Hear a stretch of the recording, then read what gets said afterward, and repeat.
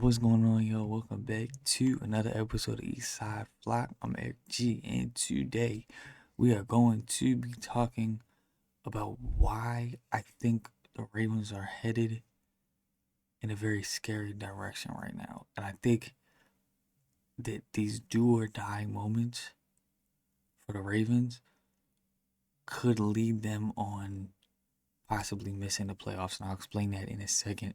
Let's jump into it. So,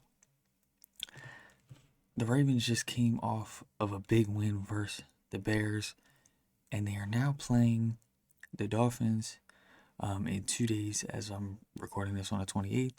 But when this comes out tomorrow night, they will be playing the Dolphins. This win probability right now is crazy. This is insanity. They have a almost an 80% chance of winning this game according to the Amazon statistics. And when you look at their schedule, they have a very easy schedule. Just drop 30 on the Bears at home, big game. They play a struggling Miami team, a struggling Viking team. They play the Browns again. They play a struggling Jets team. They play the Bengals, the Steelers, uh, getting it together Patriots team, and then obviously the division is so you are mostly playing divisional opponents. It seems like things should be coming together. Here is the problem. Do or die games are very much like the playoffs. It is very much every single little mistake can cost you the game and the season in this case, because you have to be perfect. You can't have any small mistakes. Yes, you should beat the Dolphins. You should beat the Vikings. But these games, like the Packers and the Patriots, are not gimme games. And divisional games, even though you play in the Browns, are never gimme games. As a reminder, the Browns beat Green Bay earlier this season. Anything is possible in the NFL. And when you are in these do or die situations, it is going to be so hard to overcome this and get to a point where you can be in the playoffs, because you have to win the division. The wild card is looking like it's not going to be a 10-win team or 11-win team. It might be a 12-win team. There's not going to be a wild card spot. If you want a playoff, you have to win the division.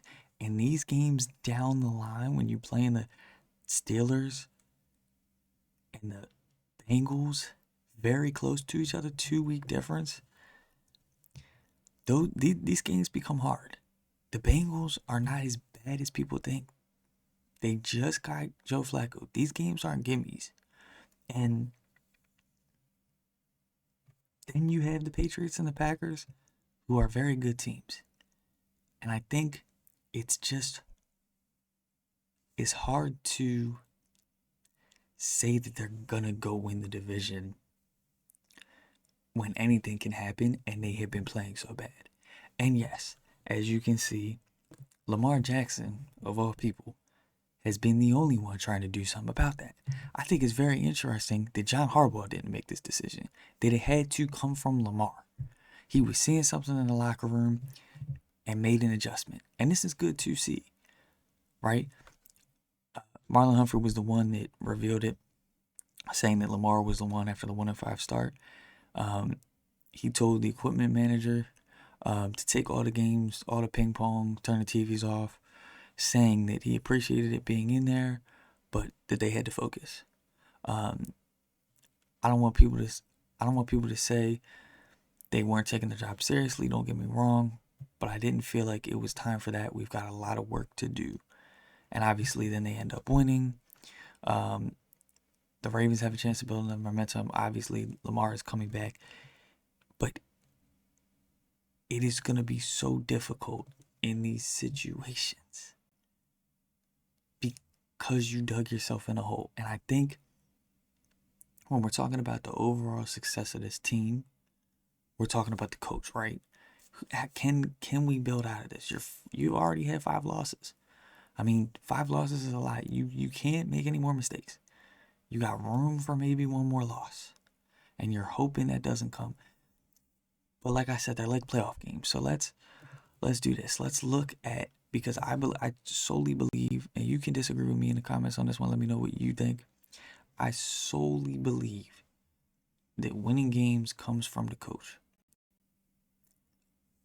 Let's look at Kansas City. They have not had a great team at times, and they have still found a way to piece it together to then make a run. And that is credit to Andy Reid.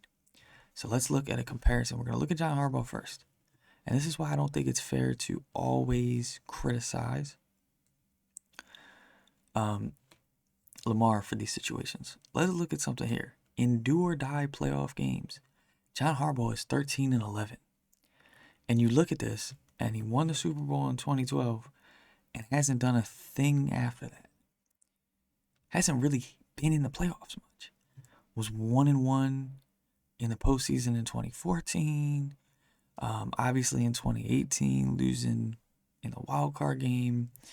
Then you get to have a home divisional game. The place is going crazy. You're 14-2. You lose that game.